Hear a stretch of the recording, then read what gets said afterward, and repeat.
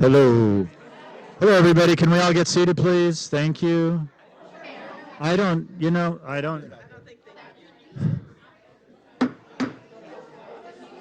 Don't.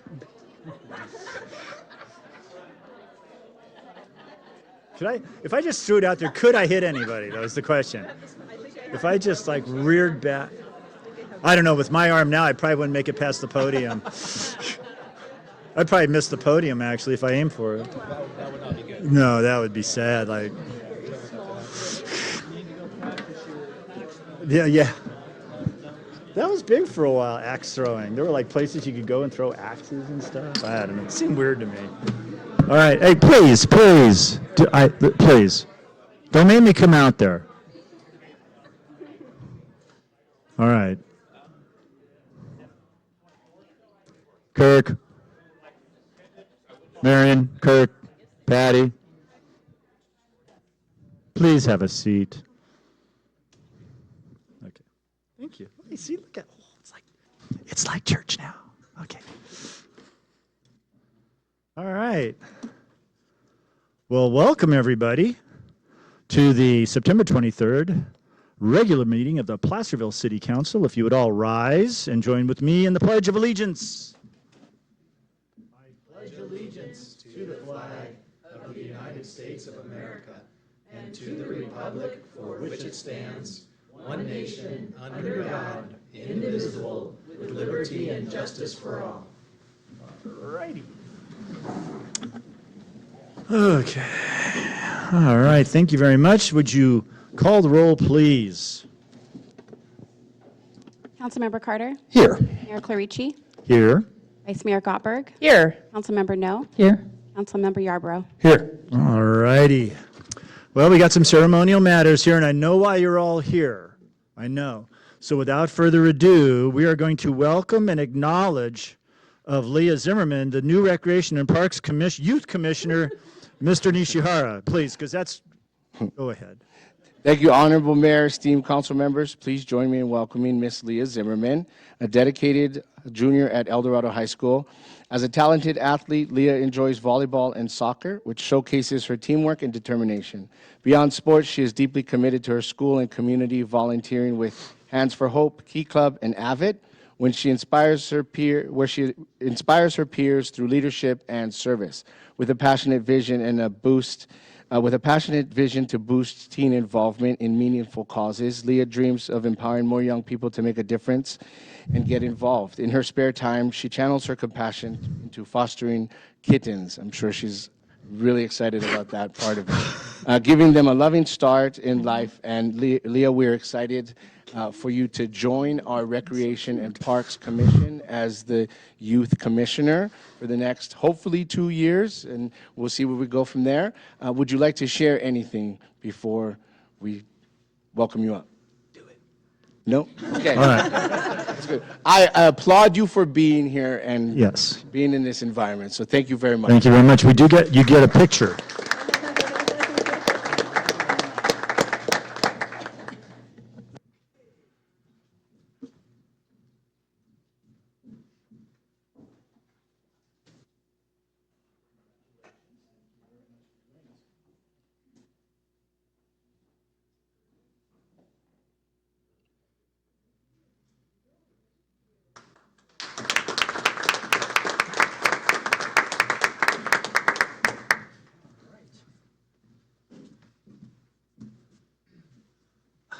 Okay. Before we get into that other thing we're here for, this is really a cool thing. When I was on the Park and Rec Commission like 30 years ago, I think we had the first one of these, and it was really great because you get a different perspective, and as we get older, we start shaking our fist at kids on our lawns and stuff, and this we won't do that now. So, with any luck at all, anyway, it brings a good perspective, so cool. So, thank you very much for doing this. Is there anybody who would like to comment on Ms. Zimmerman's future tenure as a Park and Rec Commissioner? All right. Does anybody up here want to say anything? I just want to say welcome aboard, and we're so excited you're joining us. Thank you. Yes, very much. Thank you. Anyone? Okay. All right, great. All right. Thank you very much. You are not obligated to stay. As much as this riveting this might be, we get into some really cool budget things later. We actually set some fees. I know. Try not to be jealous. Anyway, okay. But you are more than welcome to stay and have some cake. Okay. Okay, so now, okay. This is a little tough. You know why we're here, because that guy is going to be gone in a couple of weeks. And this is his last meeting, which is kind of sad and happy all at the same time. So the formal part of our agenda, because I would hate to violate the Brown Act, a proclamation of the City Council commending Mr. Cleve Morris. I hate it when they put M. I know that's probably his name, but Cleve Morris for 14 plus years of distinct and faithful service to the city of Placerville. And that's for me, but it's really not. We're all going to say a bunch of things. I do have I have the world's longest resolution here, and it means nothing because you're too far away. The whereases go all the way over to here, and it's really small font. I will hit the highlights. I'm not going to hit the highlights. He's going to get it. I already asked him about this too. I'm not sliding him or anything. We talked about this. Cleve has just been a remarkable person in this community. 15 years as our city manager. For one thing, most city managers don't last that long. They're either going to another job or they get fired. So the fact that he didn't leave for another job and we didn't fire him, he gets to retire in good standing. And I can't think of a better person to have done this job for us all these years. The right attitude, just their demeanor, the way they approach things. If you just saw Cleve doing his job, you think he was like not real excitable, but I have seen him very excited about things, both good and bad. And anyway, it's been fantastic. All the projects that he's put through, he's seen this city come out of some very bad financial situations, and he's helped us balance our budgets. Of course, we have tremendous staff, current and past, that have helped with all of that. A city manager is only as good as the people that work for him, and he has had some of the best work for him. I also have a bunch of other things. So once again, lots of whereases. Like, there's at least a dozen, maybe even more. I lost count. And it's worth the read, because everything in there is true. Everything we feel for Cleve, intellectually, emotionally, is justified. And to his credit, he has always done this job with grace and humility. And I think it's one of the reasons why he's done so well, because he doesn't put himself above the city. Which happens sometimes. So anyway, I have many things though, and there are other people that have many things. I'm going to start with my things, because I'm the mayor and I can. We have a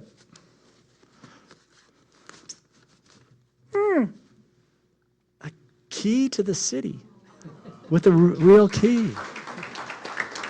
So we're going to do this in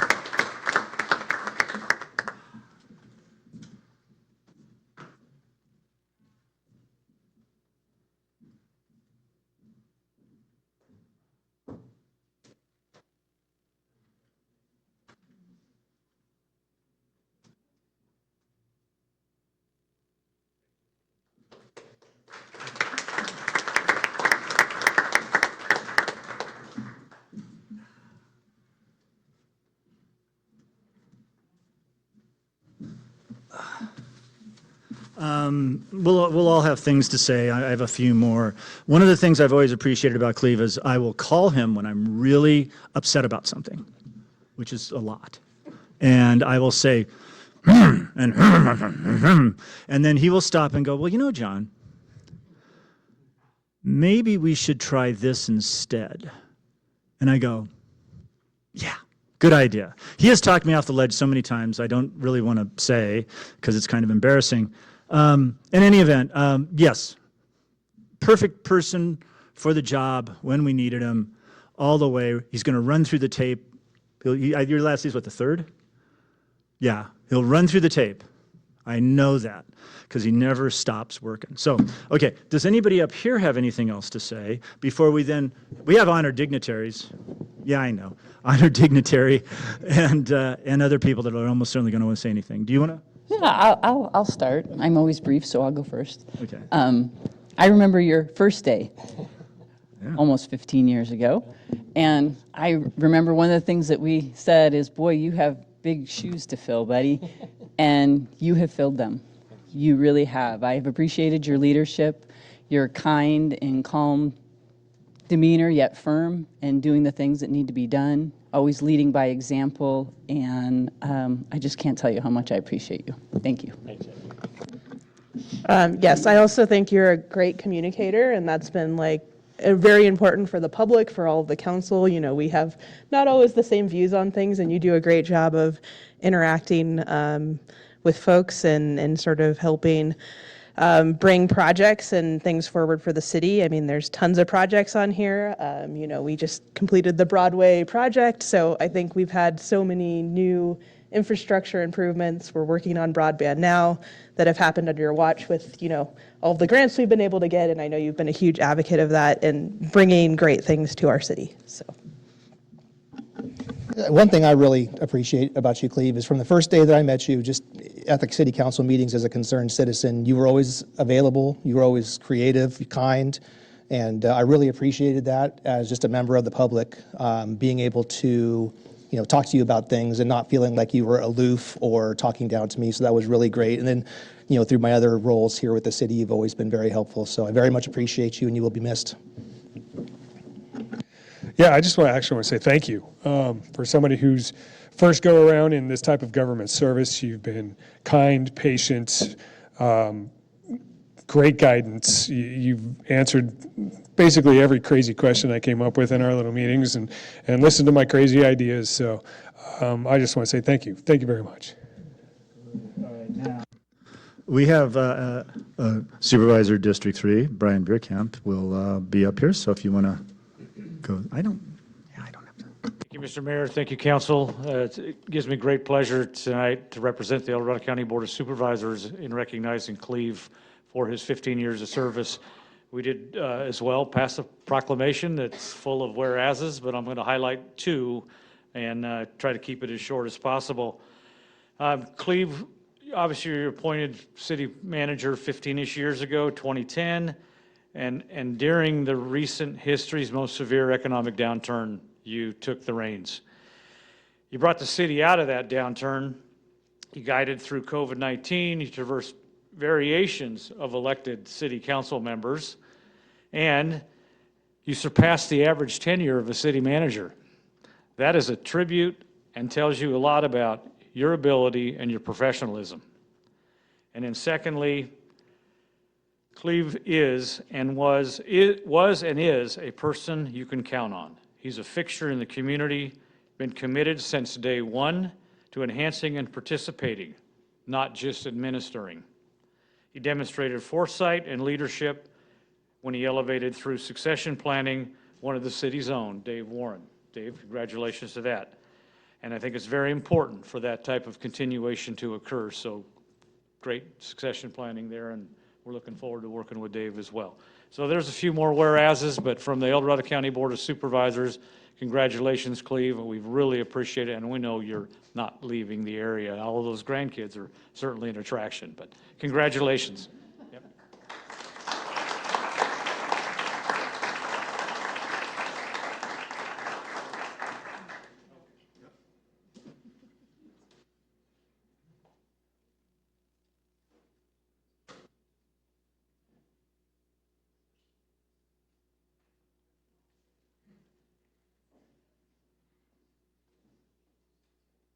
I know, I always forget.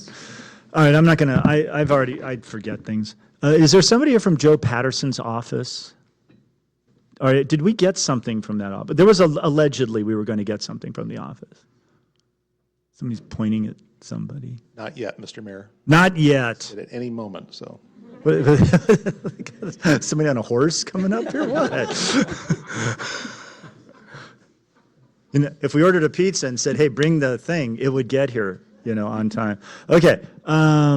Well, then, great. So, I guess one last thing before we open it up for public comment. I know that's why everybody's here. One of the things that it was mentioned in the supervisor's comments, I know a lot of managers that are very good managers, but they're kind of up here. They don't. Cleve always gets down in it. When we have our cleanup days, when we do our things, when we're putting flags out on Main Street, Cleve is always there helping out. And from someone who ran a number of volunteer organizations, there'd always be that person that kind of. Yes, he's a nice man. Don't get me wrong. But what I'm going to say is weird. But I had some guys go, how can you work with that person? They're not very nice. And I go, you know why? Because every time I turn around and need something, that guy's standing there and he's helping me. And I'll take a person that's helping me over a person that ain't any day of the week. And Cleve is always there helping. And I remember the first time I was married when we had a lot of rain in town. And I'd get up, he'd be out. I'd be driving through town, he'd be out there. He was always out there. It didn't matter what time of day it was, how much rain we'd had. It was epic, actually. So I just want to say that one more thing is just that there's people that are managers, or like I said, they're up here, and then there's managers that roll up their sleeves and do stuff. Very good. Okay, enough of us. It's time for all of you. So please come on up, if you want to, and say something nice.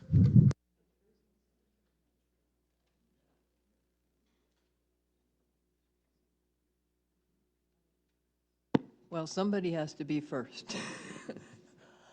And Sue Rodman, I've been a resident of Placerville since 1989.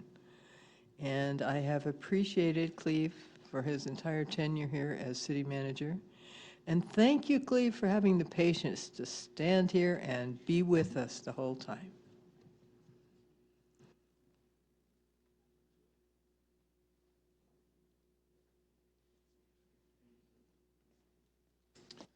Hello, thank you. Alan Ming from the Merchants on Main organization. I've only had the opportunity to know Cleve a very short time, but in that time he's been incredibly supportive and a very open door policy. It's amazing that you can just walk up to the fourth floor or simply send an email and get his ear, when we have issues or concerns that we needed to speak to him about.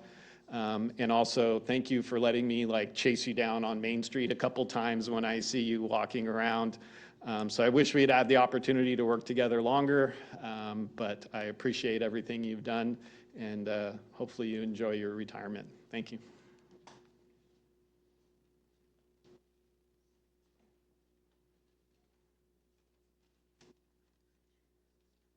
Well, I'll be number 3. Good evening, council members. Listening to John talk about Cleve, I noticed that all the things that you brought up were things that I was going to bring up, so you must be right. If I'm echoing you, we're both right. It occurred to me that probably I'm one of the people who have observed the most city managers over the years. Since I got to Placerville a long time ago, probably even before disco was invented, that I wanted to become a participant in Placerville government. So I did a lot of committees and I did a lot of other things at various levels. And I watched city managers come and go. And so I feel like I'm a bona fide expert on what city managers do and how well they do it. How's that for opinionated? But what I found to be true with Cleve is it brings up kind of the realization that a good leader and a good manager is somebody who has high quality employees, leads them in good directions, and those employees are quiet, they do their work, and they're what the whole city hinges on. And I think the good leader knows to let those employees do what they do best rather than over direct them. So I really do feel like Cleve has done a wonderful job of finding good people and keeping those people and directing them so that they produce good and solid things for the city. So many thoughts here. One of the things that occurred to me that it's certainly a strength of Cleve's is that the number of issues that walk in the door in the city manager's office range between really trivial, but strong expectation of solving those things. And then there comes the monumental, the things that really matter a lot to a lot of people. And then there comes the highly controversial things that are like several little bombs going off simultaneously. But it takes a real professional to handle all that and come out with a solid decision for the good of us all. And I've seen Cleve do that over the years. And at the same time, through economic kind of crises, and kept the cities not only solvent, but moving forward. So that's tremendous. And I'm reflecting back, that wasn't always the case. There were a few years where the city did not come through financially at all. But he is the steward that I think everyone wants to keep our city running so that people don't think twice about it. They just have faith in the solidity of the city of Placerville. So thank you, Cleve. I'm a very happy resident for your leadership. Thank you, Marion.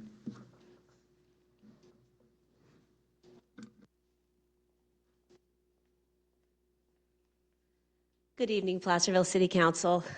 Cleve, this is bittersweet. I had the great privilege of serving the city when you started, and it was a real joy to be with you your first 8 years on this job. And I have the utmost respect and gratitude for you.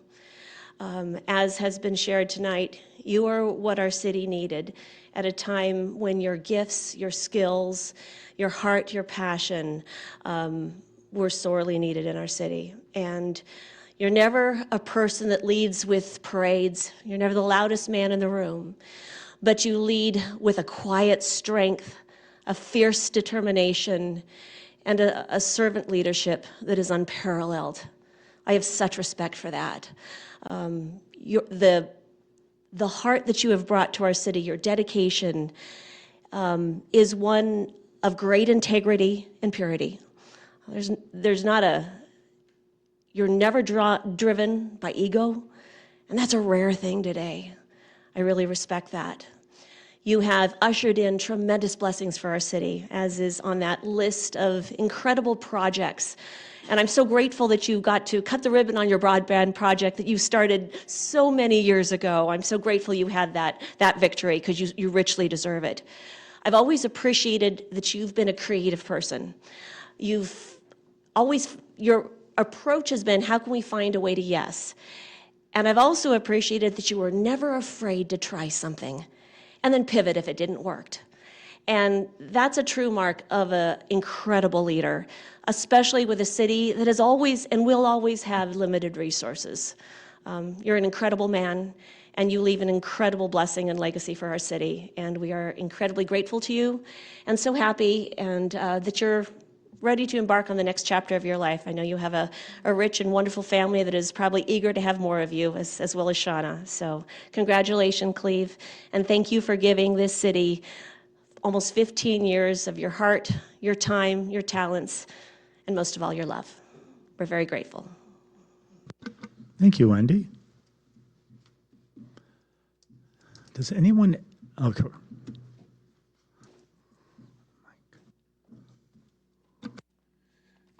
Good evening, Michael Drobush. Cleve is just an excellent human being to start with, and a fantastic city manager. The trust that anyone in this room could put into you is just endless. So thank you for your service. The city has truly been blessed to have you all these years. So yeah, and I can attest to being heated about something and talking to Cleve, and he just responds so calmly. And it's just like, whew, all the wind out of your sails. You're like, dang. So thank you for your service. Placerville's a better place because of you. Thank you. Thank you, Michael. Does anyone else wish to say anything? Oh. Well, okay. No, go ahead. It's festival seating. You just come on up. Cleve, as a merchant, and I just want to say thank you so much for your mentorship and for your help with the city when I've needed things. You're always right there, and it's been great. And as a very nervous and probably a loud person in the room, it is really calming to be around you because you are so calm and so collected, and it's an inspiration to me. And I know the merchants love you, and we're going to miss you. And thanks again for everything that you've done. Thanks, guys. Thank you. I saw our fire chief get up. Go ahead. Mr. Mayor, if I may, on behalf of El Dorado County Fire District, we'd also like to recognize the partnership and collaboration with Cleve over the years. It's been my honor and privilege for the last 5.5, almost 6 years to work as a fire chief side by side with Cleve, and the collaboration and the partnership has always been very much appreciated. And while our patches may look different, we are the city's fire department, and we take great pride in that. And that's always been a two-way street, Cleve, and I truly appreciate that. And we do have a plaque that we'd like to give you from El Dorado County Fire. And there is, we are fortunate and blessed with the talent of a lot of our members, and one of them in particular does custom leather work. So a lot of the firefighters, you'll see the helmet shields on their helmets. Those are custom made by engineer Justin Bautista. And when I reached out to him and said, hey, I need a favor, he was like, absolutely. So we do have a plaque for Cleve with a custom handmade, and on the plaque, it's for Cleve Morris in recognition and appreciation of your 14 years of dedicated service to the citizens of Placerville, and for your valued partnership with the El Dorado County Fire Protection District. Your leadership, commitment, and collaboration has strengthened our community and enhanced public safety. On behalf of El Dorado County Fire, thank you, Cleve.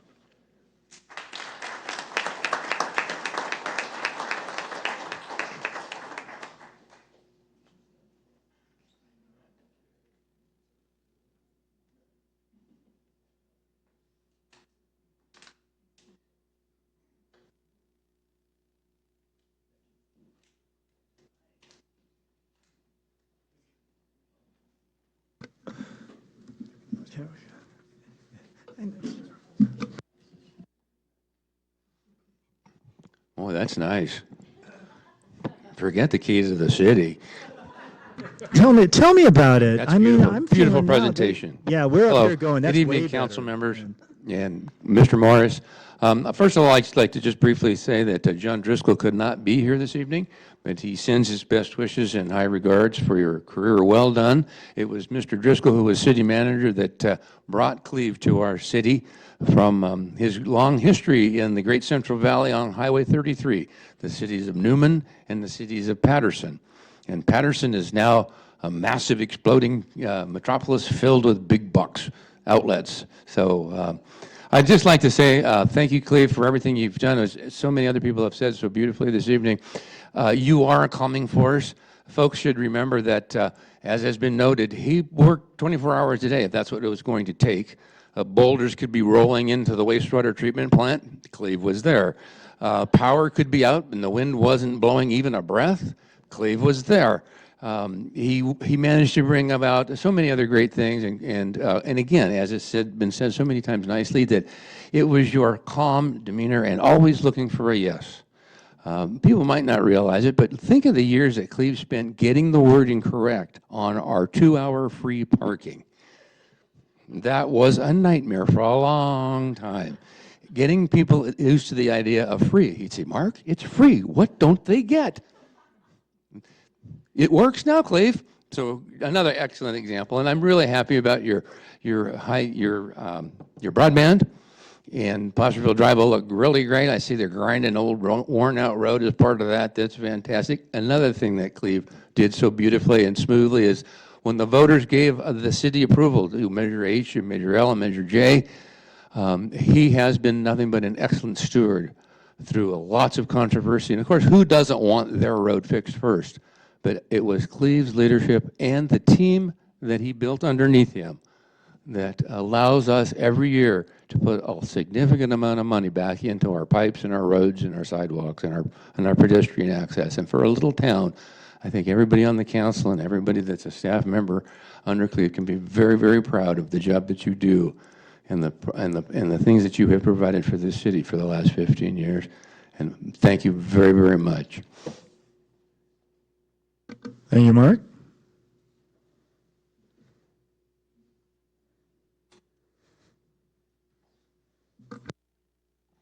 Hi, Patty Borelli.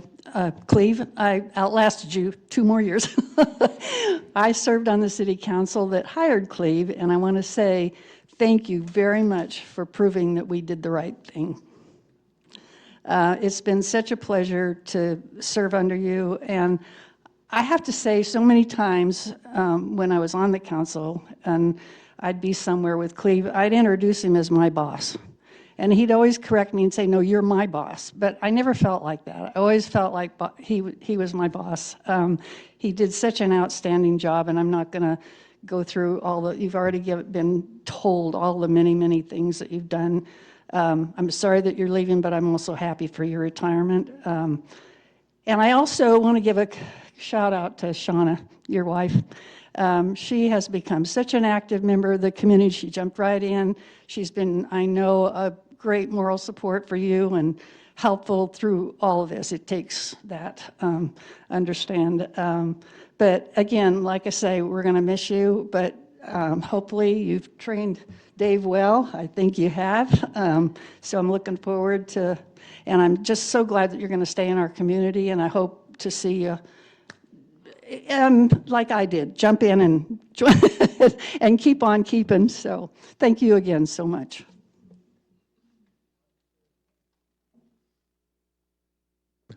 Now you can come up here. Okay. Good evening, Mayor, members of the council, staff. It's good to see everybody. It's good to be back here again. So a lot of things I'm going to say is probably a little bit more personal. So in 2010, I was on the city council, and I was part of the group that hired Cleve. And then some of you may already know this, but Cleve returned the favor to me 3 years later in 2013. We got together for lunch, and there was a position opened. The Development Services Director position was opened, and he was offering it to me, and I took it, and it was probably one of the best decisions I ever made in my entire career.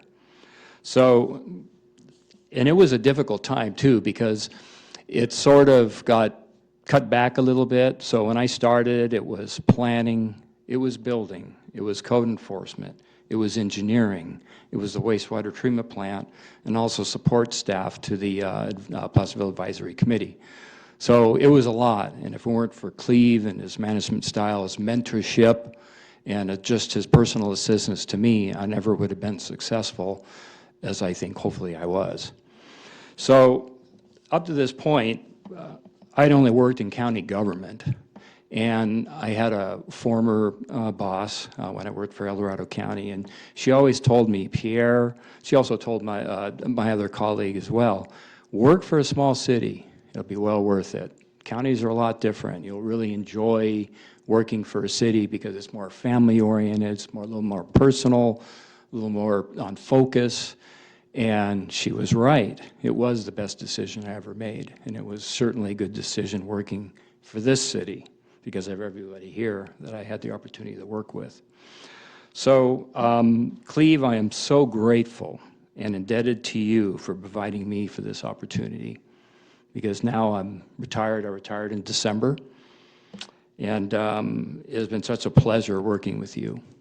I want you to know that. So I'll have some stories here as well. But this was the cap of my career. You know, I have a 35-plus career in government, and then I also worked in private. But it was a long, long career, and this is the cap. And Cleve, I'm certain this is going to be a cap for you as well. So a couple of stories. Cleve would hold regular department head meetings, and I always enjoyed them. They were well organized. He always had an agenda, what to go over. But I remember Lloyd Ogun, when he was interim, and I talked to him about this, so he's fine with me telling you this. So he served as interim for another fire district and would participate in the department head meetings in another city. And I'm not going to name that city, but he said it was just cantankerous and yelling and screaming, gnashing of teeth. It sounded awful, and he was so complimentary to the city of Placerville and how our meetings ran and how well they ran and how functional we were. So, and Cleve, I just think that's a testament to you and your management style. You know, I don't know what was going on with those other cities. I'll leave that to. So another story I'd like to say as well is, you know, it wasn't like we were without issues at these management meetings. Everybody's giving their opinions, and I really enjoy the way Peter allowed us to kind of let our hair down, if you will. We could speak our mind, and he was respectful and wanted to hear what we all had to say. Sometimes it got a little, you know, well, should we spend this much time on this constituent or spend some time on this other thing with so many things to do? But I remember when there'd be a point where I'd look over at Cleve, and Cleve would look at the group and say, welcome to public service. And you said that every so often. And I think that's testament to what you are. You were all about public service. And a lot of the speakers here have said how involved you are in the community. You are the community. So Cleve, you were always a role model for staff, and I appreciate that as well. How many times do we hear, where's the boss? The boss is gone. You know, we've worked for organizations or different positions, the boss is just gone, who knows doing what? No, Cleve was always around. And I was sort of an early bird. I mean, sometimes I get to work early, and I was wondering, gosh, am I going to be here before Cleve? I would have to get up at the crack of dawn. That would be the only time that I wouldn't see Cleve's truck parked over there in the parking lot, which was great for me because then it meant, oh, good, I can go upstairs before the city hall starts, you know, revving up, and I can knock on the door, and Cleve would always invite me in to chat with him. Cleve's door was always open to staff, and I really appreciated that as well. So lastly, I just want to say, and this is more global, I guess, in respect, with all the turmoil, with all the corruption going on at the federal level, with all the corruption going on at the state level, I think the city of Placerville, because of Cleve, it holds a high bar, a high standard, transparency and service to the public. There is no malfeasance here at all. It is a well-run, wonderful place to work, wonderful place to live. So I guess with that, Cleve, I just want to congratulate you on retirement. I can tell you, for me, it was maybe 3 months of getting used to, but that was about it. But you'll find yourself busier than you ever thought you were. I thought, oh, I can just relax and drink some fancy drink with a umbrella on it or something. No, so busy. You'll find yourself real busy. So congratulations to you. Congratulations to Dave. I think you leave the city in really, really good hands. And with that, just I'm very happy for you, Cleve. Thank you. Thank you, Pierre. I mean, all right, does anybody want to follow that? You can if you want. You can if you want. I agree with you. Anyway, well, thank you all very much for that, for the public comment. We'll bring it back up here. Final thoughts. Yeah, everything that was said, small towns are great. I wouldn't trade it for anything. I've lived here a long time. So thank you very much, Cleve. Congratulations on your retirement. We still got you for 2 weeks, so we can give you a bad time. Anybody else? That's it. Great. Boom. Done. Oh, wait. You get to say something? All right. Hold on. I just sit down. Okay. Stop it. Sit down. I banged the gavel too soon. I know. It's a terrible thing. Okay. Cleve, would you like to say something? Thank you, Mayor. I'll be short, I promise, as I usually am. I just want to say thank you. It's been a great almost 15 years. I think it was Councilmember No asked me today, you couldn't wait 2 more months and get that 15 years in? But the time was right. It worked out. And I've often said since I've been here that Placerville, I think, was my most difficult city manager job I had.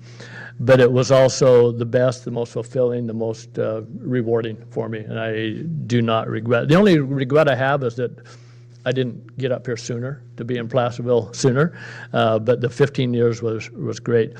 I'm going to do some quick thank yous here, but I'm going to do it more general than specific to people, except for one, because I'm sure I'll miss somebody, and I don't want to do that. But first and foremost, as I think it was Wendy that mentioned my wife, she's the key, and I can get through you other guys, but I can't get through her with it. Well, she's been great supporting me and making sure that I had what I needed to do this job. And as you know, sometimes there are some very late nights, and there's some, as you mentioned, Mayor, some all-night floods and et cetera that she was probably wondering where I was sometimes, but she was always very supportive, and I just want to first and foremost thank her for her support.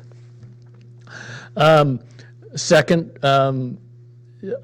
I couldn't be as successful as I am without great city councils, and there's you up here, there's several down there in the audience that I see, and I actually went through today, I said, I wonder if I can remember all of them I've had. I've actually had 16 different city council members in the 15 years that I've been here, and I had to cheat a little bit. I went back and looked at some agendas to figure out who they were, but I got all but one, I think. So anyway. You got 6 of them out there. Yeah. And then my staff, I don't remember who it was that sat out there. You know, a city manager is only as successful as his staff. I mean, I'm getting the accolades tonight, but all of these accolades go back to you as staff, because I couldn't do it without you. I think it was somebody that said, you know, my job is to get out of the way and let you guys do your jobs, because you're the experts and you know what you're doing.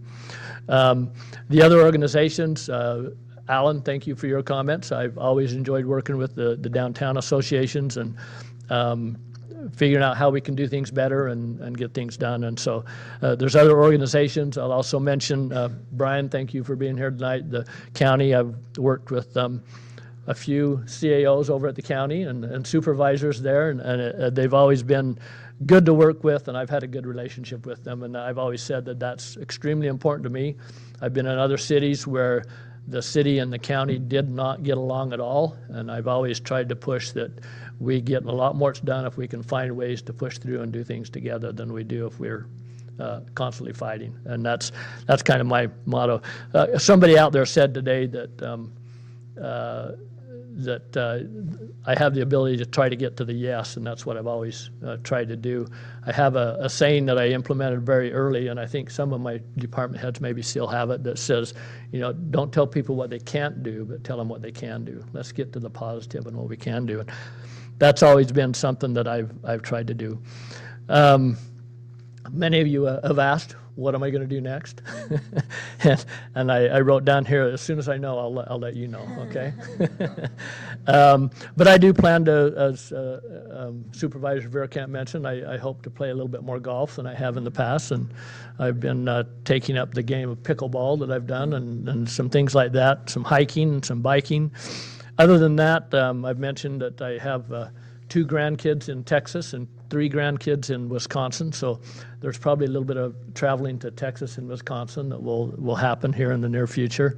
And then I'll do quite a bit of volunteer work with my church, some other volunteer work with organizations that I'm looking at, and there's a kind of an initiative that I want to work on that I'm still figuring out how it's going to, that will involve the city, and I'll just say you likely have not heard the last from me, because there's some things I want to do in the city. But again, thank you, all of you, for your assistance, your support. Again, my success is contingent on having good people to work with, both city councils and staff, and I have had that since I've been here, and I appreciate it. So thank you. Thank you, Cleve. Now.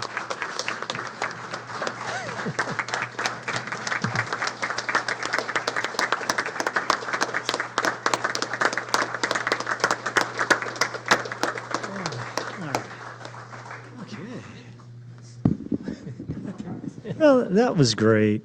That was very good. Just makes you feel good. Okay, we did not have a closed session, so there will be no reporting. Will someone adopt my agenda? I'll move to adopt the agenda. I'll second that. We have a motion and a second. All in favor? Aye. Opposed? Okay. Announcements, presentations to the public. We have no formal ones. Brief comments by the city council. I will start over there. Over there. Oh, you've been on your back with your foot up, huh?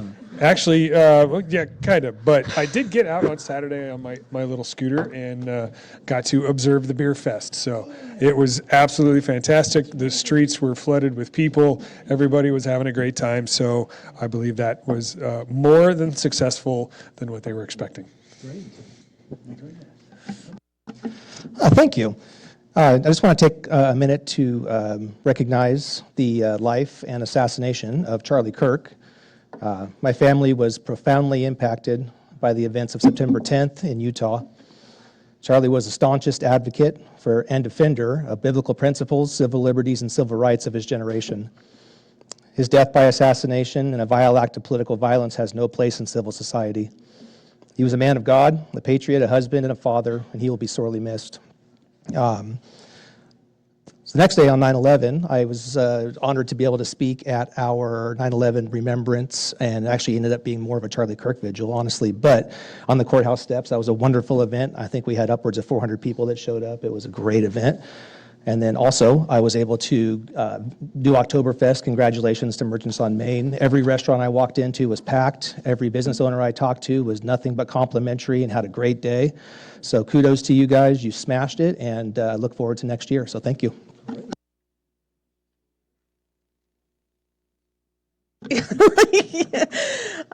Yes, so I also went to Oktoberfest. I went and watched the Dachshund races, which is always a lot of fun. And then I attended an event at Art on Center, which is the Native American art gallery just across from City Hall. Yes. They had received a grant, which is great for them, so they're going to have some money to start putting on more events at their gallery. I also was at the art gallery. That was a $50,000 grant they got from T-Mobile, so pretty big deal for our little community and a good boost for them. Great. I spent half the last 2 weeks in Indiana. It's muggy.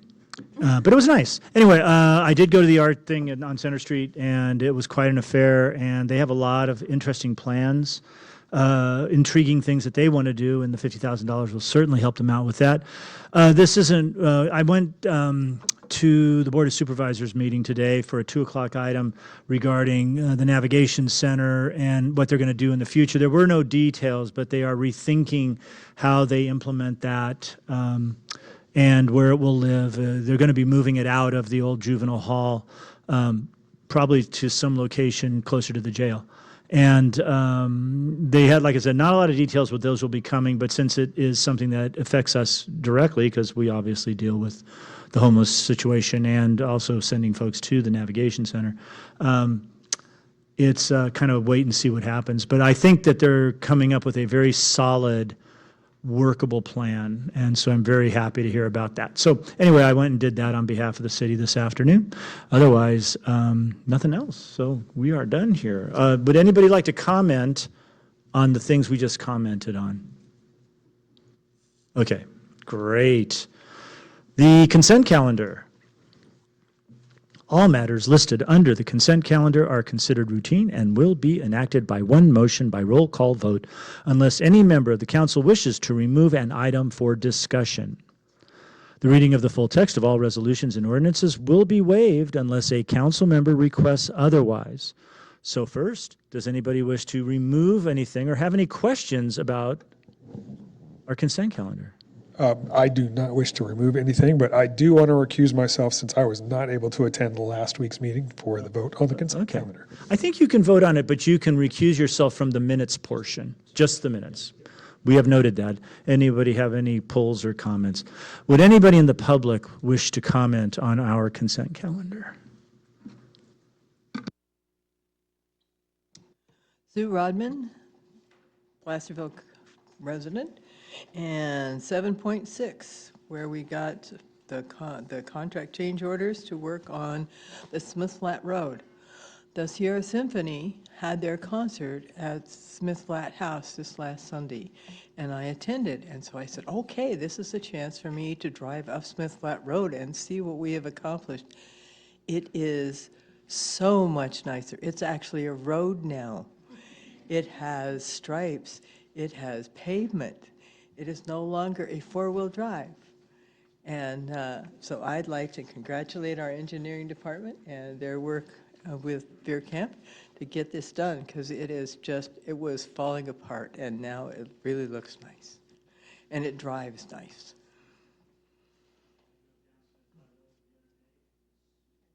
I drove down Smithville Road the other day, and it is smooth as a baby's bottom. It was so nice. Anyway, thank you, Sue. Anyone else wish to comment on our consent calendar? Seeing no one else, we'll bring it back up here. Motion, second? I'll move consent. I'll second. We have a motion, second. Would you call the roll, please? Councilmember Carter? Aye. Councilmember No? Aye. Councilmember Yarbrough? I recuse. Vice Mayor Gottberg? Aye. Mayor Clarici? Aye. Thank you. All right, next item, public comment, non-agenda items. This portion of the meeting is reserved for persons wishing to address the council on any matter not on the agenda that is within the subject matter jurisdiction of the city council. State law prohibits the council from acting on items not listed on the agenda except by special action of the city council under specified circumstances. The mayor reserves the right to limit the speaker's time to 3 minutes, which I will. And as I've said before, follow the golden rule, be nice, be classy, don't say anything you wouldn't want to have somebody say about you if they were standing there. So anyway, we're open to oral communication. That's a lot of rules. And not as many as you might imagine. Okay, go. Oh, well. I'm Bonnie Morse West, and I live in Placerville, and I just moved here about a year and a half ago into town from the country. And I'm glad to hear about Smith Flat Road because I'm here to talk about Bedford Avenue. And I don't know how many of you have driven down or walked down Bedford Avenue in the last year. Yeah. It's the connector, it's the historic connector to downtown. And it is an issue that needs to be addressed, I hope sooner than later. I know it was brought up 20 years ago, and little fixes have been done here and there, but if you take the time to try to drive down there, you'll see what we're talking about. So I'm here to ask you to have whoever needs to address that to go ahead and address it. Several of us citizens got together and signed a petition, and that was also done 20 years ago, I understand. So it's an important part of our historic district. It leads to downtown, and I hope we will be able to hear about when the repairs will be done, the resurfacing, along with speed bumps, because there is a problem with the speed from Highway 50 to Coleman to Pleasant Street. And we'd just kind of like to know when we'd be looking forward to that happening. So I'll only take half my time. Thank you. Thank you very much for that. If you'd like, actually, we have a website. Is the list still on the website? Yes. Okay. So that'll give you some information, but go ahead. I'm sorry, go ahead.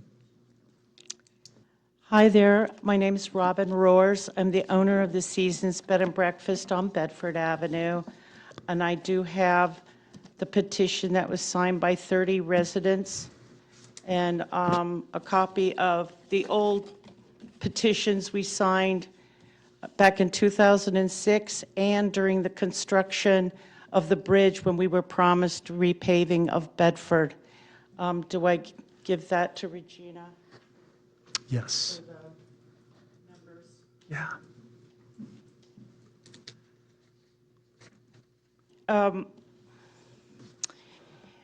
So when we're looking at trying to repave Bedford, we've been asking for a long time now, the Shakespeare Club, the church, myself. It's the first introduction of the tourists that come for weddings at the Shakespeare Club, weddings at my place. And it frames a historical district when you travel on the street. It's patched, it's ugly, it's embarrassing, and we really would love to have that kind of framework addressed sometime soon, because we're anxious for sidewalks to get fixed and the curbing. The curbing has a crack between the asphalt and the curb, and it allows for a lot of water to go in and flood properties, not just mine, not just Bonnie's, but further up. And that's all solved with repaving.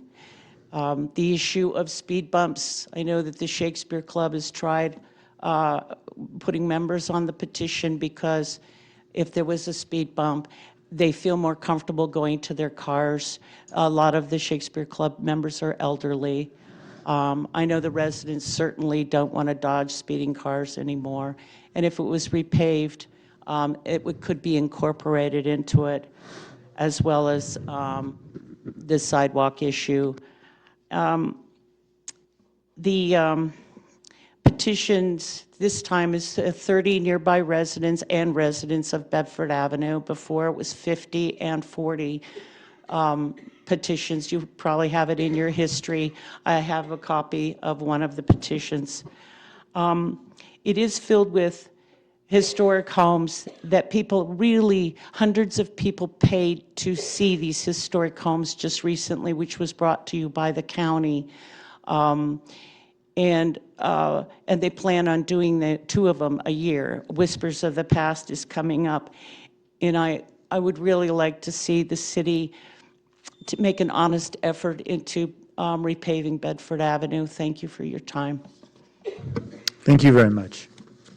Does anyone else wish to address the council?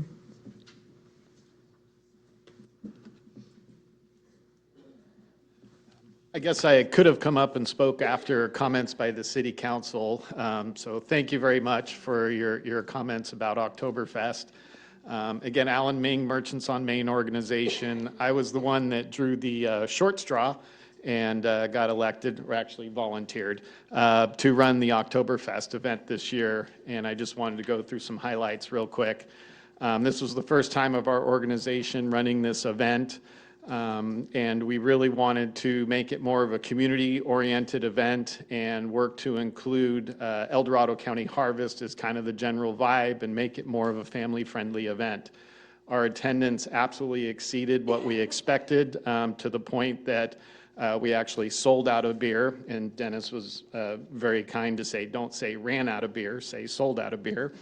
So a few people weren't crazy about that, but other than that, it went very well, and I'll speak to that in a second. We did have 5 local bands, local breweries, local wineries, local restaurants, some food trucks, the traditional dog races, dog costume contest, Steinholding contest, best dressed contest, and added this year with the sponsorship of Farm Trails, the biggest zucchini contest.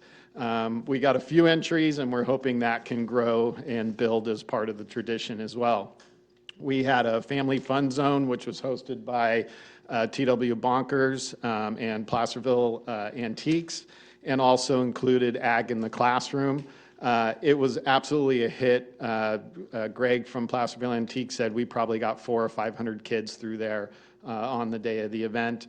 The other end of the street, Sacramento Street, was a little bit more of the adult zone, more of the beer garden. It was popping with the bands, and everybody down there was having a great time.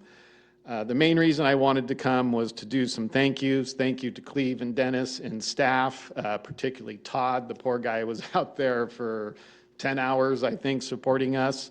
I wanted to thank the police department, particularly Officer Tadlock. They were out there interacting with the attendees and really became a part of the experience. The kids loved it. They were doing like the volunteer breathalyzers, which was awesome. I want to thank the sponsors. They were all small, local small businesses. We did not have any big corporate type sponsors or big business sponsors, other than El Dorado Disposal, and probably Wilkinson's was probably maybe the biggest business that we had out there as a sponsor for the event. A special thank you to the volunteers and those that provided resources for the event. We had merchants out there volunteering, stepping in and filling my lack of planning and jumping in and doing what needed to get done. We had Ag in the Classroom, we had Rotary Club, we had 2030 Club, Big Brothers Big Sisters, Odd Fellows, and also individuals from the community out there to help as well. So this was truly a community event and could not have happened without all the support that we received across the community. So thank you, and look forward to next year with more beer. Thank you very much, and congratulations. Any other comments? All right, we'll bring it back here. You know, what you described in your event sounds an awful lot like the first couple of those that I was involved with in the before time when I was on the island the first time, and even before that, where it was a lot of volunteers and a lot of hard work by folks putting in elbow grease. So congratulations on pulling that all together. And it is a learning experience, and you will definitely get better at it. And you will be volunteered again. There's absolutely no doubt about it. Because now you have knowledge, and that's dangerous.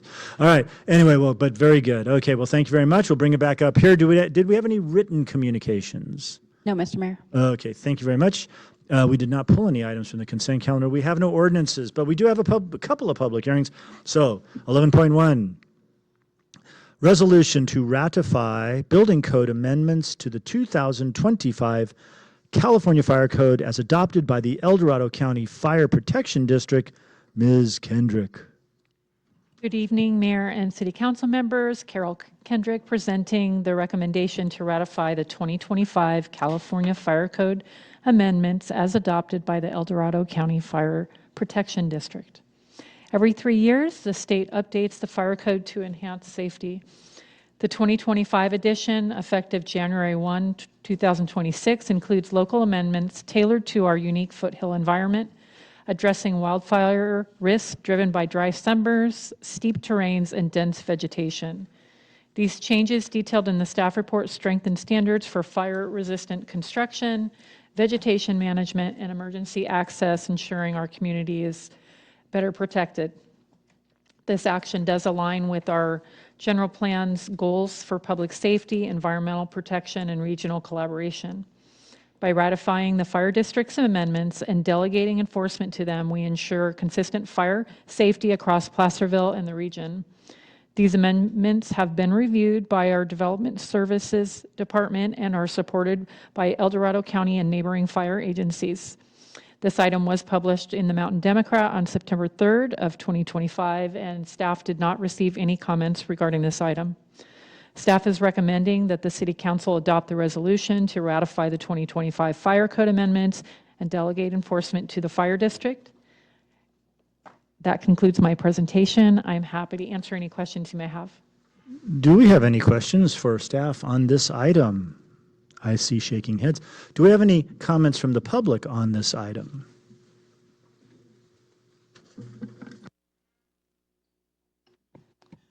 Sue Rodman, member of the Placerville Fire Safe Council. I was really happy to read these. They were long and involved, but I plowed through them and I said, oh, here's one that I really, really like.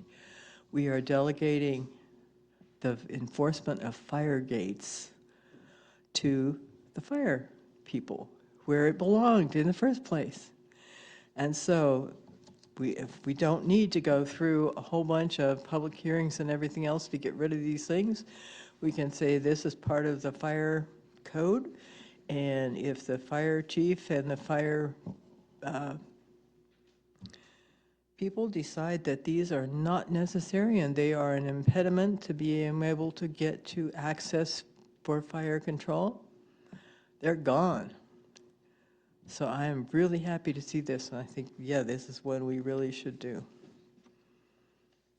Thank you. Thank you, Sue. Anyone else wish to speak on this item? Oh, hold on.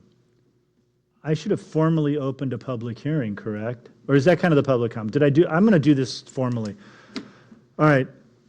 But she doesn't need to come up and comment again, does she? Okay, fine. I should have opened the public hearing rather than just taking comment. People will, not in this room, will yell at me probably.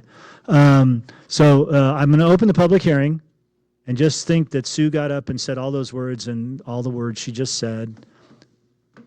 Okay, all right, good. Oh, we got that. Now I'm going to close the public hearing and bring it back up here. since this is a public hearing. Do we have any comments, questions? Do I have a motion? I'll move staff's recommendation. I'll second. We have a motion and a second. Would you call the roll, please? Councilmember Carter? Aye. Councilmember No? Aye. Councilmember Yarbrough? Aye. Vice Mayor Gottberg? Aye. Mayor Clarici? Aye. Thank you very much. All right. The second public hearing, which I will actually have a public hearing. 11.2, hold a public hearing and consider approving new encroachment permit fees effective November 24th, 2025. Mr. Warren. Good evening, Mayor Clarici, members of the council. So at your meeting held on July 8, 2008, a long time ago, the City Council approved a new master fee schedule for most city services, including the current encroachment permit fees. At that time, staff conducted an exhaustive analysis of program services provided and the costs reasonably borne by the city in providing those services. Billable rates were established based on the hourly rates and roll-up costs at that time, including health and welfare benefits, retirement, Medicare, Social Security, and workers' compensation insurance. Flat rates were established based on the estimated amount of staff time associated with each program activity. Since 2008, the billable rates for all positions have risen significantly, and some program activity assumptions have become outdated. Based on the city's fees, including encroachment permit fees, have remained the same since 2008, primarily due to economic reasons such as the Great Recession, COVID-19 pandemic, and other workload impacts. As a refresher, the city collects encroachment permit fees when customers work or encroach on the city's right-of-way, including parking lots, streets, sidewalks, and open space. In updating the encroachment permit fees, staff identified three primary goals, including improving equity for all customers, remaining competitive with local government agencies in the outlying area, and recovering costs associated reasonably borne by providing the service. In developing the proposed fees, staff began with the existing fee structure, including fee categories, cost assumptions, fee types, including flat rates and time and material rates. Staff updated the billable rates for each position using the current salary and roll-up costs, health and welfare costs, overhead, etc. Staff also carefully reviewed the program activity assumptions built into the existing fee structure and compared them to the actual activities performed by employees presently. For fees that are proposed to remain at a flat rate, staff revised the estimated time based on its analysis. Due to the wide range of activities some fee categories demand from various customers, some existing flat fees are proposed to change to a time and materials basis. It is very difficult, if not impossible, to accurately estimate project-based fees and provide equity to all customers. Like existing time and material-based fees, the dollar amount of these new fees would be calculated by multiplying the corresponding billable rate by the number of actual hours each employee works, or the contractor assigned to a particular activity works. Time and material-based fees require some additional staff time on average and require a deposit. The current proposed encroachment permit fees are shown on page 3 of the report. Staff also performed a fee survey of agencies in the corresponding area, which is shown in attachment B. Now I'll hand it over to City Engineer Savage to talk about the proposed changes to the encroachment permit fee structure. Thanks, Dave. So our current encroachment permit structure has a lot of categories that kind of overlap and are some of the same things. So we tried to simplify things with the new structure. We're categorizing things into general construction encroachment permits, type 1 category, and type 2, which is no digging and no traffic control. Those would be really simple things. Primarily, we get a lot of encroachment permits for work on Main Street, like if someone's painting their building frontage. It's a simple thing. As long as they're doing things safe, we don't really want to spend a lot of time processing those kind of permits. So we have that as a new category. The general construction permits, the flat fee includes the first half hour of inspections. If it's going to be a longer project with additional inspections needed, then a T&M deposit will be collected. for that work. And we also have created a new category for quarterly vegetation management permits. So this is something we've been talking about for a long time, as PG&E has been doing vegetation management work for years now. And they are different. They operate a little differently. They get in, they get out really quick. And by the time they set up their traffic control and cut the tree branch and move on, they're already out of the way, so we don't always have time to keep up with them. So we are setting this up as a flat fee for like a quarterly permit, and we've been running a test program of this for the last couple of years, and they send us weekly notifications. It goes very smooth, and then the rest of the time is just billed to a T&M account that they pay quarterly. So those are the big changes, other than obviously updating the fees, which has been a long time coming. We did a pretty good analysis on the staff time spent on these different types of permits, and I think these are good changes. For example, we've had 142 PG&E permits this year, so you can imagine the increases with that. That's all I have. Thanks, Melissa. So the City Council adopted the fiscal year 25-26 operating budget, which included a $196,000 general fund deficit. Staff projects that the proposed fee increase will generate $110,000 in additional revenue annually and $66,000 this fiscal year, 25-26, thereby reducing the deficit by an equal amount. If approved, the fees would become effective November 24th of this year. And with that, staff recommends that the City Council approve the encroachment permit fees as shown on attachment A. Be happy to answer any questions. Thank you. Do we have any questions for staff about this? Any comments? Okay. Can we charge PG&E more? I mean, thank you. A lot more? Yeah, $335 just doesn't seem like a lot of money to me. I think we should just keep charging them. They also have a T&M account. And we Oh, there we go. Okay, okay. That's good. All right, thank you. I love the Pacific Gas and Electric Company, by the way. I really do. Okay, nothing up here. Do we have any comments from the, oh, wait, hold on. I'd like to open a public hearing. Does anybody wish to comment during our public hearing? Thank you. Definitely. I do think the concept of like a quarterly fee for that kind of work makes sense. And maybe they just send you, we were here at all these different spots and you just bill it that way. Otherwise, staff is going to be constantly busy with each individual. And that was a point I was going to make, is a bad actor escalator clause. I mean, I think back to about when Caltrans just showed up one day at Smith Flat and Upper Broadway, shut the intersection down so they could work on the US 50 bridge above. And apparently no notice to the city that we're coming, or this was years ago. So that kind of thing. But yeah, definitely, it's a concept that I would support. Thank you. Thank you very much. Anyone else wish to comment? All right, we will close the public hearing, bring it back up here for action or comments or whatever. I move staff recommendation 11.2. I have a motion. I'll second. We have a second. Would you call the roll, please?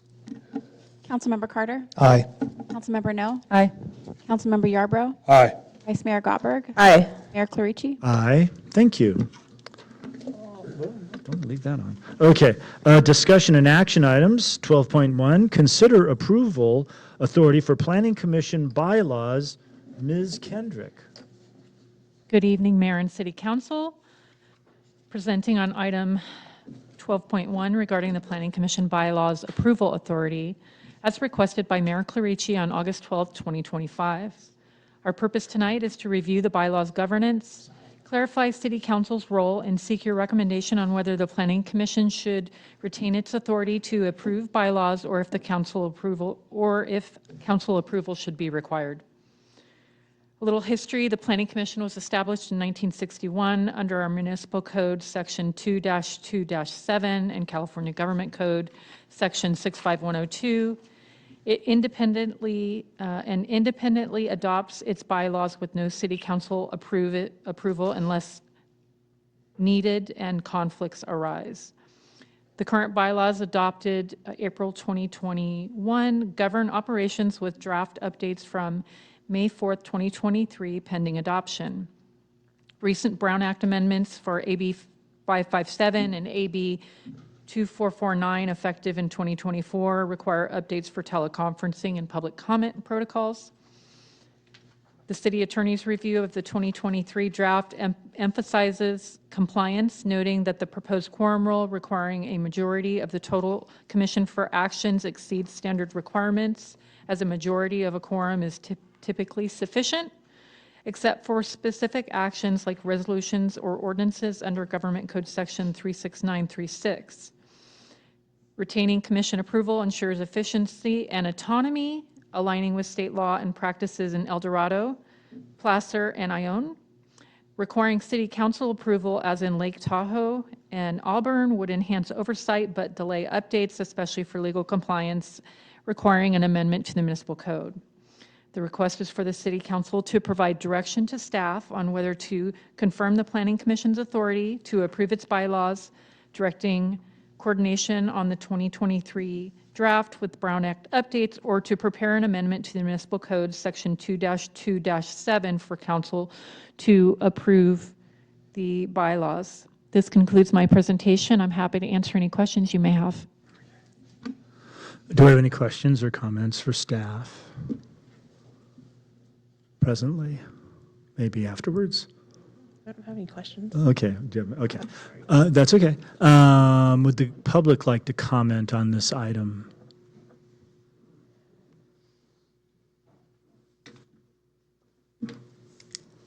Good evening. Kirk Smith. Obviously, I'm speaking in my personal capacity, but have some exposure and interest in the subject matter. The question is not, can you do it? Yes, you can adopt bylaws and preempt the Planning Commission from doing this that they've been doing since the 1960s. The next question is, should you do it? And the answer is no. It undermines the appearance of independence on the part of a commission. And it would be nice if we had that appearance preserved. I can tell you that for 3 years, we have not adopted bylaws. They were normally done routinely at the first of every session. But the former planning director said, no, we'd have to wait, because one of the planning commissioners at the time, Ryan Carter, had a suggestion for one of the changes. And the suggestion was, well, the planning director needs an answer about the constitutionality. And for 2 years, I watched that person sit in that spot and the city attorney there, and never for 40-plus sessions ever resolved that question. So it went on and on and on and never got done.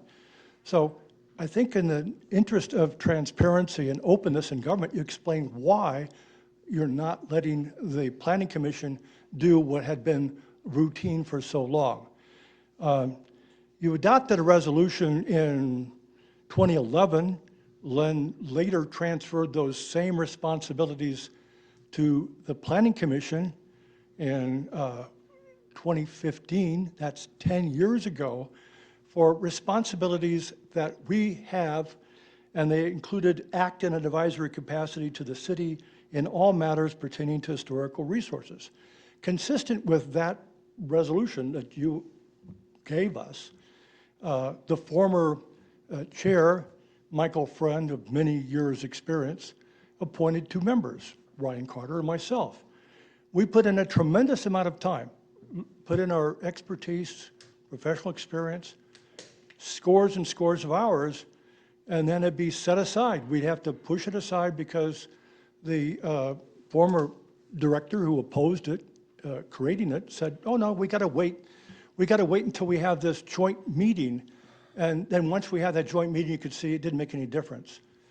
I just think that this serves to undermine the appearance of independence, which is very important. You know, the Federal Communications Commission was set up by Congress to be that way. And then a president comes in, fires people, and says that somebody who doesn't say good things should be fired. I just think that that kind of imagery is not good to perpetuate, even by the City Council. So it's ill-advised, and you ought to send it back to the Planning Commission where it appropriately should be done. And if you find that they can't do the job, then step in, please. Thank you, Kirk. Anyone else wish to comment? Oh, okay.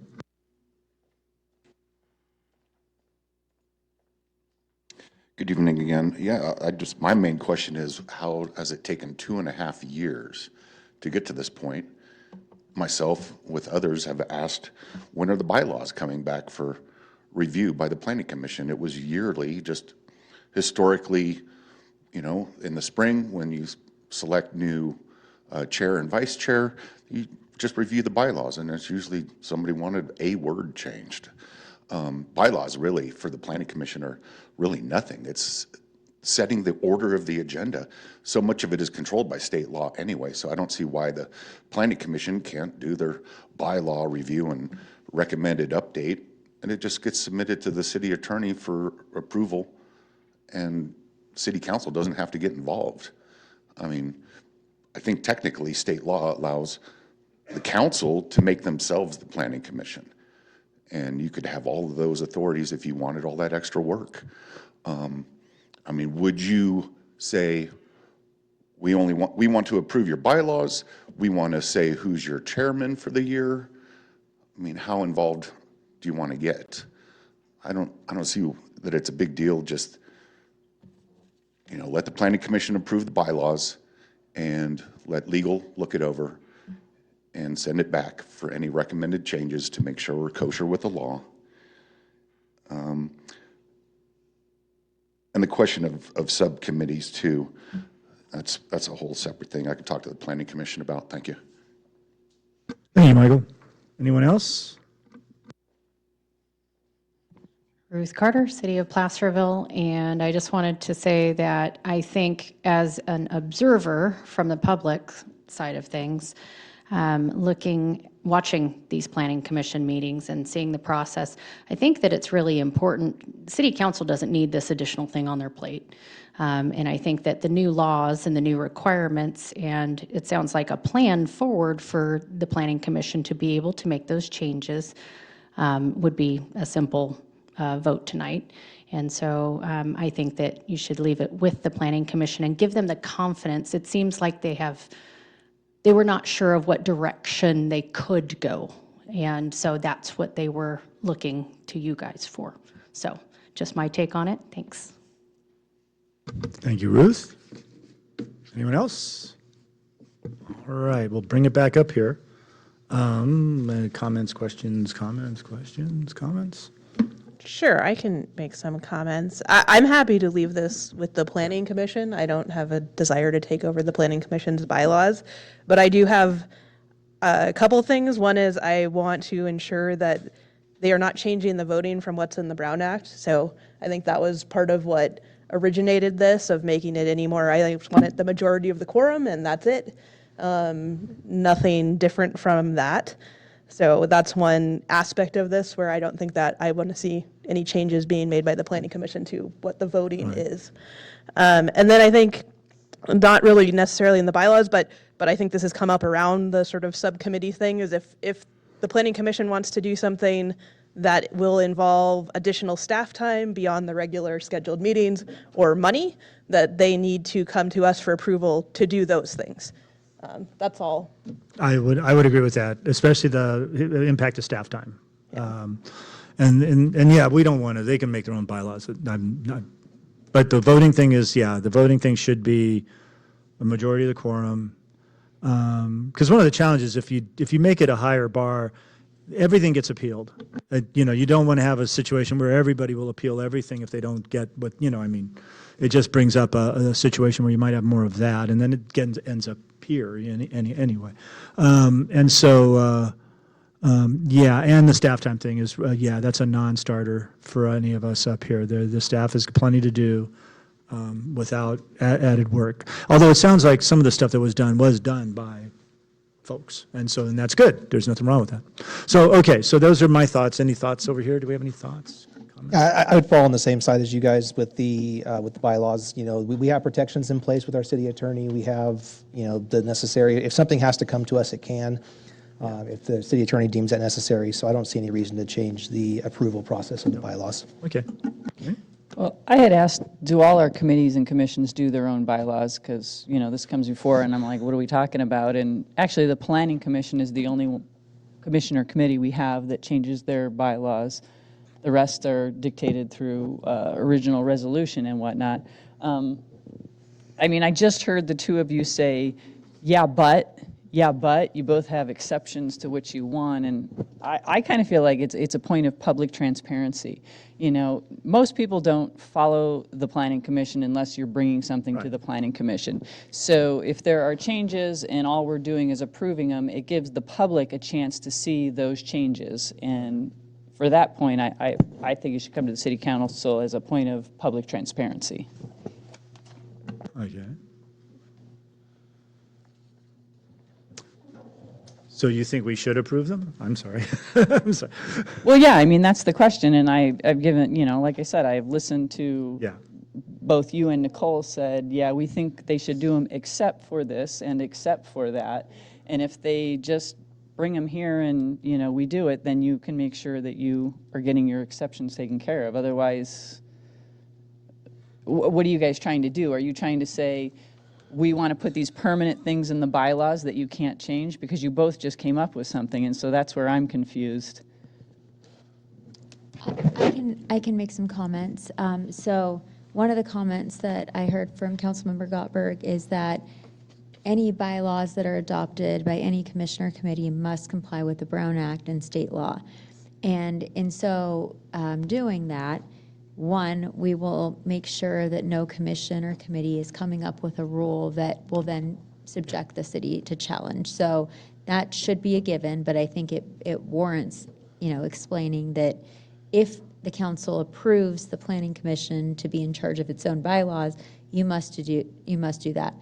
One way to check that is allowing the city attorney to review it beforehand, and so we can provide that guidance. And some of it is truly guidance. So even this paragraph in the staff report that said that the city attorney opined on the language in the bylaws exceeding state law, you can require a higher voting than state law, right? The point that was being made in that specific example was that you can run into problems. One, if there's a tie vote means denial. Number two, if there's a vacancy or an absence, then it will prevent business from being conducted efficiently because you'll have to bring the item back because you simply don't have enough members. And so you or they, whoever's making that decision, can still make that decision, right? We're just saying that on the one hand, that is a choice. Be aware of the potential impacts. On the other hand, some of the other things are shalls. The government code requires you to have a majority vote for ordinances, resolutions, and money orders, right? You shall do a roll call vote for the following things. And so depending on which preference the council decides to go on, you could make it contingent on, you know, city attorney reviewing it, or it has to be approved at a public meeting anyway. So whether it's a planning commission approval or a council approval. Okay, and so that kind of covers Michelle's, Councilmember Gottberg. But in terms of committees and commissions and staff time, how is what the mayor was saying going to be covered and how we're moving forward? Well, in terms of staff time, you're eliminating one additional body reviewing it, right? Because if it's coming to the council, it'd have to first be reviewed, recommended by the planning commission to the council. That's not what I'm talking about. His concern is planning commissioners directing staff time through their commissions and committees that they want. I see. Well, really, they're not. If the council's making this decision and saying that the planning commission is in charge of the bylaws, the council's making the decision that once a year you are allowed to make amendments, or maybe not. Maybe you say it, you know, not more than a certain amount of time. But again, that's the discretion of the council. You can decide you don't want to do that. I think it's more along the lines of just guidance more than an actual rule. We're not going to put it in there like a rule, but you know, somebody might say, hey, I think some planning commission can't even think what it is right now, but they might say, well, I'd like this, and we need to have we need a subcommittee to tackle something out there. And it's not within the normal kind of workings of what they've been doing, you know, it's some sort of new initiative. And I think it's perfectly reasonable for us to say, listen, you can make committees all day long or subcommittees or whatever, but don't figure that you're going to have any staff available necessarily unless it's part of their duties supporting the commission. I think that's just reasonable. I don't think we're like micromanaging them too much. We're just telling them what's what. That I think that's okay. So, and then they can go off and say, yeah, we'll make committees. So they can make committees all day long. We're not stopping them. We're just saying they just don't use any staff time. Yeah. Okay. Yeah. Like I said, the point is, do you want to allow that commission to do what they want? I don't think you have public oversight. I think it gives greater transparency to the public if you bring it here, but that's just my opinion. Oh, well. I think they can handle it. I'm okay either way. I mean, I want them to make now their know what we think. bylaws. My big concern is I don't want to put more stringent regulations in place on voting than what's in the state law. Like, I don't want to make it even more cumbersome than it has to be. So my understanding is, though, all they're saying is if the planning commission wants to change their bylaws, we just stamp it, you know. It just comes here and says, hey, they're changing their bylaws and here's what they're doing. And to me, that just highlights to the public what the planning commission is doing, because your average person doesn't go to a planning commission meeting. Otherwise, if they don't change their bylaws, we're having nothing to do with it. I'm fine with that. I I could go either way. I'm just saying the way I understand it. Yeah.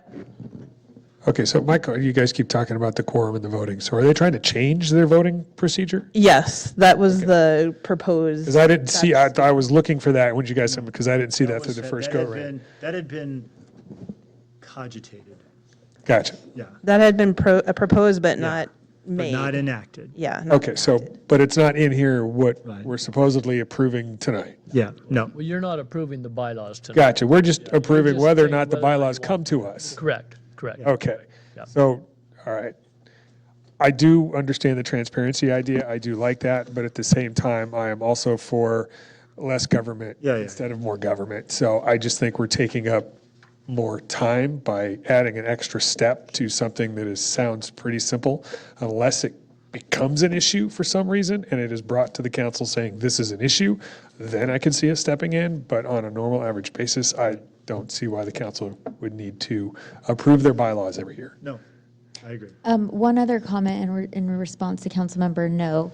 So Chapter 2-2-7 of the city's municipal code addresses the bylaws of the Planning Commission. And it says that the Planning Commission shall adopt bylaws providing for the method of electing officers, time and place of regular meetings of the commission, which shall be held at least once each month, and such other rules as may be necessary for the transaction of the business of the commission, and shall keep a public record of, its transactions. So one way that the council could kind of bookend the level of discretion the planning commission has in its bylaws is saying what those bylaws can consist of, right? So you can say, we're going to amend the municipal code to say that your bylaws only address the method of electing officers, time and place of regular commission meetings, and fill in the blank, whatever it is. That way, we're not going off into creating subcommittees and committees and creating more work for staff. It's really just, how are you going to be conducting the meetings? I'm much more comfortable with that we would leave the bylaws excluding the subcommittees and that they want to do. And then if they're going to do subcommittees, then that would come back to the council. I'm totally comfortable with that then. So they would be able to create subcommittees under the Brown Act, but you could say under the municipal code, just like how some cities have under, and so does Placerville, towards the end of the agenda, future agenda item request, right? Because the idea is that individual council members should not be taking up so much staff time. So you have to get a majority of the council to agree to spend staff time doing something, right? So it could be similar here. You could decide that Planning Commission, you address your bylaws, but the topics within the bylaws are only going to be the following couple of things. And then you decide what those are. And that way, if they want to change their meeting dates, change their meeting times, change how they select the chair, the vice chair, all of that, they're still kind of the master of that, and it doesn't come back to you at that point, right? Even for ratification, but you have some control over the level of details that they go into. Okay, but that would have to be a different agenda item that would brought to the council to make those changes, correct? Well, it would be, What you're talking for about. example, it would be approving the planning commission as the approval authority for its bylaws and directing staff to come back with an amendment to this particular section for you all to address the limits. You don't have to do that, but it's responsive to Councilmember No's concerns. Gotcha. And I think that's already, it's already somewhat limited. It has some bookends, but it gives other examples. So there is some flexibility there. I just want to mention, I don't think we want to say necessarily that that we don't want them forming subcommittees. I think there is some value in that they can do some subcommittees. It doesn't necessarily take staff time and essentially maybe could help staff in certain stuff. But the concern is when there's a new topic comes up, a subcommittee is formed, and then they come back with, well, we want to do X, Y, and Z. That does require additional staff time. And I think that two things. I think you could give direction to staff simply that, and to the, if we need to, a memorandum to the planning commission to say, if this occurs, don't blame staff. We want to come back and have council review whether or not that's something that is an important factor for us to cover and everything that we have going on. So.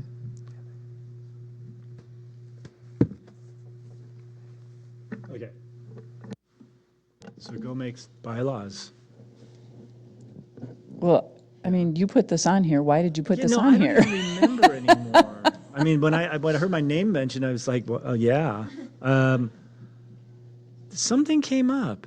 To be honest, I really don't. I brought it to you. You brought it to me. Thank you, Cleve. And as I've Give gone, me cover here. as I've gone through this process, and I've met with some of you and told you, I initially had some concerns, and it was mainly over that issue about the voting that wanted to change. Right. I think we've addressed that. We know where it wants to be. My recommendation to the council would be to continue as it is currently. Okay, good. If there is, but continue to monitor and direct your staff. If there are things that come into the bylaws that you feel are not in accordance with the direction the total city should go, not just the planning commission, not just the council, but together, there should be a unified, hopefully, direction you want to be going. And if something like that comes forward, staff knows to bring it back to the city council. And I think at this time, based on what I've seen and continued review of proposed changes and where we're going, from my perspective, I think we would be comfortable continuing the path that we currently have. If we see a problem in that's proposed in new bylaws, then absolutely, staff can alert you to that and say, we need to take a look at this. Great. I mean, we appoint these commissioners. We should be able to trust them to do the city's business in the most efficient way possible. So we really should. Yeah. All right, do I have a motion second? Yeah, so I guess my direction would be if they're starting to take up staff time, that you would bring that to the city council, just as a department head. Bring it to our attention if your commission is asking more than you think is out of the scope. Well, and if they're reviewed annually, what staff can do is provide those to the city council on your consent calendar annually so that you can see what those changes are in a red line version, and if there's any concerns.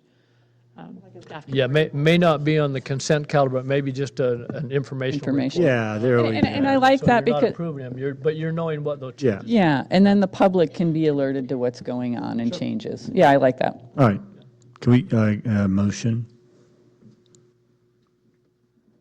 I What is think our that motion? if Direction. if Do we're I not do it? changing anything, We're not changing anything. You could say, unless you want to give some direction to No. staff, but essentially you say, we're not changing anything, and therefore, There's no change, at this time. so therefore there's nothing. Go for it. Okay. All right, thank you. All right. 12.2, consider approval of an employment agreement with David R. Warren? Who is this guy? City Manager, Mr. Morris. Thank you, Mayor and Council. As you know, in the past, you've always had a a employment agreement with your city manager. I have one currently. It's been changed a couple of times. We have put this employment agreement together. Just quickly, Mr. Warren is being hired at step 3 of the city manager salary schedule, which is $170,844 annually. And the other benefits and et cetera are outlined in the agreement, are similar to what others have. So with that, I'll answer any questions and ask your. Do we have any questions on this item from up here? We do not. Does the public have any comments about this item? Wow, okay.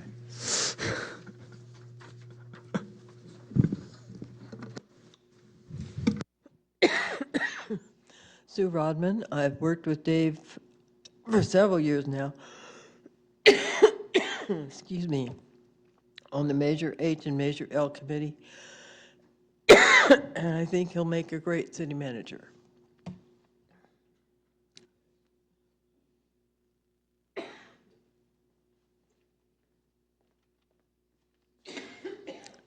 I wholeheartedly approve. Oh, wow. All right, thank you. You sure you still want to? Yeah, okay. Yeah. All right, we'll bring it back up here then. Sue, do you need some water? Oh, well, then drink some of it. Okay. All right. We'll bring it back up here for a motion or comments or anything. I move that we approve the agreement as recommended. A second. We have many, so you decide. Can I get a repeat on that second? We have a motion and a second. We'll give it. We'll go down that way with it. Everybody wanted to second it. It was so exciting. All right. Call the roll. Councilmember Carter? Aye. Councilmember No? Aye. Councilmember Yarbrough? Aye. Vice Mayor Gottberg? Aye. Mayor Clarici? Aye. Congratulations. Thank you very much, Mayor. All right. Let's see after a couple of months whether you're still happy around here. All right. 12.3. Consider approving a construction contract with Doug Veerkamp, General Engineering, Inc., in the amount of $59,516 for repairs to the slope above the southeast corner of the pickleball court at Lions Park, authorizing the city manager or designee to execute the same, and approving a $62,000 budget appropriation from the Park Development Fund for the said project. Mr. Nishihara. Thank you, Mr. Mayor. Quick highlights and it's some additions to help explain a little bit more from my staff report. The site of improvements at Lions Park, which will focus on the slope stabilization in the southeast corner above the pickleball courts, and some drainage enhancements and the walking path grading. I know you've heard it said before, hindsight is always 20/20, but we probably should have focused on the 6 Ps, which is proper prior planning prevents poor performance. So really in hindsight, what we're trying to do here is kind of focus on laying back that area at a 2-to-1 slope and utilizing that loose topsoil above that slope at 2-to-1 and start at the hard pan line. If you've been there and you've noticed the site, there's a discoloration in regards to where they cut back that hill. And what we're going to do is at that hard pan slope, we're going to clean it off where from the teeth marks up. The project indicates 3 key items: the slope layback and excavation, the brow ditch and culvert replacement, and final grading with erosion control and seeding. We do our best to spare the trees if possible and the soils to be placed along the walking path to raise the elevation, and any additional spoils to be spread near the disc golf course area. Ideally, we will come back and take a look at that entire space holistically and kind of look at how that drainage component is going to work out once we're able to lay back that section of the southeast corner. One particular piece that's very important to this is that DI that is included in this, because then they'll be able to connect it a little bit better. I'd probably hoped initially when we did do the project that we'd kind of done a little bit of a better job. I'm not saying it wasn't, but we did finish the project, and the highlight is we were able to complete Prop 68 and finish the paperwork to receive our reimbursement back in approximately $177,000. And we trust the state, especially when they say the check is in the mail, right? So with that said, you have my report, and I'm available for questions if you have any. Do you have any questions on this item? I just had a quick question about, so the temporary fencing that's up there now, I think it's Wilkinson, like construction fencing, is that going to go away? Are we going to replace that fencing? How's that going to work? That is correct. As soon as this completes that project, we'll go ahead and remove that fencing and look at planning out a better option for that fencing up in that area. It's probably something a little more aesthetically pleasing and a lot safer. Yeah, 'cause it looks like there's almost like livestock fencing behind the temporary construction fencing. That is up there. correct. Yeah, okay, so, okay. That'd be a separate project, though. That's a good question. Yeah, and again, we'll bring it back because we want to make sure that that trail is taken care of. We'll see what kind of saving of the trees that we can. I'd like to really look at that entire pickleball entrance area. I think we can really kind of work with the community and a lot of the users to get some good feedback and try to access that side. I don't know if you notice a lot of pickleballs go on the other side, and could there be another entrance gate and those kinds of things I think we kind of want to take a look at. Yes. Any other questions? Yeah, definitely. I just know, because I go to that park a lot, at that southeast corner, there's like a little water main that comes up, and it has been washing out the trail for years coming down there. So I just hope that you'll be able to address that, because you're going to be going right through that area. But if you don't address it, it's just going to keep washing out the hill down. Yeah. Yeah, that was some of the concern, and I think initially when I first got here, we kind of looked at it, and we actually got a quote for a retaining wall along that side, and that was like in excess of $140,000.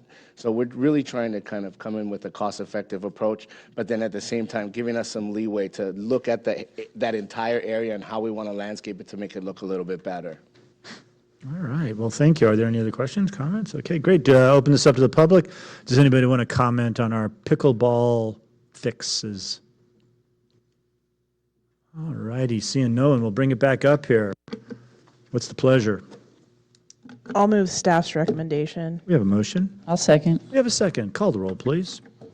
Councilmember Carter? Aye. Councilmember No? Aye. Councilmember Yarbrough? Aye. Vice Mayor Gottberg? Aye. Mayor Clarucci? Aye. Thank you. All right. Council reports from other agency meetings. Let's go around the horn. El Dorado Transit. Didn't meet. Transportation Commission. Didn't meet. LAFCO. We meet tomorrow. Okay, great. SACOG met, and I went to a place, the Bishop Farm in Wheatland or someplace like that. It's a lot of pumpkins and stuff. It's supposed to be quite a thing. I'd never been there before. We had a meeting in a barn. It was very nice. There's some interesting things coming down the pike in the area of transit and in the area of some of the money that we used to get here. But then the feds changed the rules so that it actually goes to SACOG, and now we're in a competitive program with them, splitting up some CMAQ and block grant funds and stuff like that. And it's all working through, and there'll be a lot of drama, I imagine. So anyway, it was nice. Pioneer Community Energy. We did meet. Nothing on the main agenda that was particularly interesting for the city, but there was some interesting data that they dropped. So the PG&E provided data for 2023 for circuits in Pioneer's territory with 8 or more outages, and this is from 2023. You'll be thrilled to know that Placerville is number 1. We have the most outages of 8 or more outages in the entirety of Pioneer's territory. And as a matter of fact, 7 of the top 9 are on the western slope of El Dorado County. So yay, PG&E, thank you for all the power outages. I also have available, if anybody's interested, the newest rate comparisons for residential and commercial. They break down real easily the average bill, and I can provide that to anybody upon request. Well, great, thank you. Yeah, you don't know though. I had a meeting here with a whole boatload of PG&E people a week or so ago, and we're supposed to be grateful for everything they're doing in our community. They did say that actually, that there should be an amount of gratitude. It was difficult. Okay, Fire Safe Council. We did not meet. Opportunity knocking. We did not meet. Okay, great. Does anybody want to comment on the things that we either did or did not go to? No, great. Requests for future agenda items. Do we have any requests for future agenda items? I ain't seeing any. All right, city manager and staff reports. Receive and file August 2025 police reports. How safe is our city, Chief? Our city is exceptionally safe. Thanks to the men and women in blue. But our burglaries are up. Do you have a comment on that? Yeah, they're car burglaries. Oh, they're all car cars. Okay. Yeah, don't leave These things. aren't residential. Don't leave things in your car. That's, yeah. Yeah, don't leave things in your car. That's pretty much it. Okay, anything else? Did we have any comments about how safe the city is? I know it's kind of leading, but you know. Again, we would like to welcome the community to check citizen RIMS. Again, Yes. give them up-to-date information on what's going on in their city and specifically in their neighborhood. All right, great. I just thought of something, and I should have said it way at the beginning of the meeting. I had the third graders here on Friday, and there is nothing more delightful. And Joe was there, and Dave was there, and you were there, and you were there. Anyway, and Cleve was there. And they are cute as bug's ears. They're reasonably behaved. They're still at an age where you can kind of corral them. They ask great questions, and they're just adorable. And the one thing I was, everybody did a really good job. But one thing I mentioned to them, you live in a safe place. And I said, when you go to bed at night, you put your head on your pillow, just remember, you live in a really safe place. And it's because of all the good things we do in the city. I'm sorry, I kind of broke into the middle of that, but I wanted to let you know, that was one of my highlights of the week. All right, 15.2, receive and file August Fire Station 25 run report. Thank you, Mr. Mayor. The crews have kept the city extremely fire safe during the month of August. We'll remind the community that we're still in fire season, but We didn't burst extremely into safe last flames, nothing happened. All right, great. Does anybody wish to comment on our city manager and staff reports, the very safe, very not on fire city of Placerville? All right. He's Can I gonna make a- he's can I gonna make a- miss this. Can He's I gonna make a miss- comment? Anyway, go ahead. I just wanted to give a shout out, a thank you to Dennis for his work on Oktoberfest. And especially also his employee Todd. Those of you who know Todd Duffin, he was out there from 1 till close, basically, on Saturday. Then came out again on Sunday and helped out making sure things were taken care of with the garbage and et cetera. Was there early Monday morning helping clean up the street with the straw and stuff. And so I know some of you know Todd Duffin. If you happen to see him, please express your thank you to him because he went above and beyond in this situation doing that. Also, along those same lines, Alan, who was here tonight, boy, if you saw Alan working that night, he was working and he put a lot into making sure that this was done right. And everything that I've heard is all positive, that it came out very good. No reports of police activities or anything. Dennis did a great job making sure that they got it organized right, and it was a good example of what we can do in the future with it, and it came out very well. So I just wanted to let you know that. And it satisfied my one criteria for anything we do on Main Street, lots of people. If we're going to close down Main Street and do an event, I want to see those streets full, and it was so gratifying to find out that they were. So that is fantastic. Fantastic, and maybe a thing for the future. So that's upcoming items. You can read those, and now we will adjourn the meeting, and since it's this last one, I'm going to use the official thing. You may go now.